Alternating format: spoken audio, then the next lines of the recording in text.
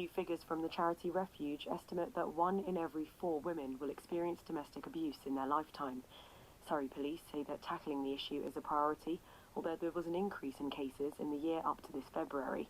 But when it comes to violence against women and girls, the Surrey force is currently ranked 10th nationally for charges and summons rates, up from 35th last year.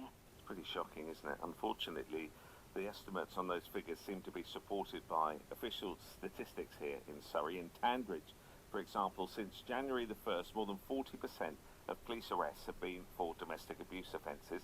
In the first fortnight of January alone, there were 63 arrests in the village, 29 of them for domestic abuse, and the percentage have stayed pretty steady in the weeks since then. Well, I'm now joined in the studio by Lisa Townsend, who's Surrey's Police and Crime Commissioner. Now, I know that reducing violence towards women and girls is one of your priorities, and you stood on that when you actually became the Police and Crime Commissioner.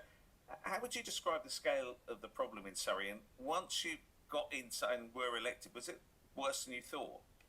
Yeah, I think one of the things that's interesting about Surrey is we're obviously a very comparatively wealthy county, and there was a feeling amongst an awful lot of people that domestic abuse, violence against women and girls wasn't something that really happened in Surrey, but of course it is, because it happens everywhere, and I'm really pleased that you're highlighting it. The report from Tandridge is an interesting one, but it's not an outlier. It really is increasingly becoming what police officers do day in, day out. Our neighbourhood teams are doing it, our response teams are responding to it, and our divisional teams are dealing with it day in, day out as well. And obviously in my role as Police and Crime Commissioner, and I do say that we focus often too much on the policing bit and not enough on the commissioning bit, is around commissioning those victim services, and we have pots of money within my office that we use specifically for victims. It really has been a massive problem in Surrey. It's a problem everywhere, but unfortunately it's a hidden problem.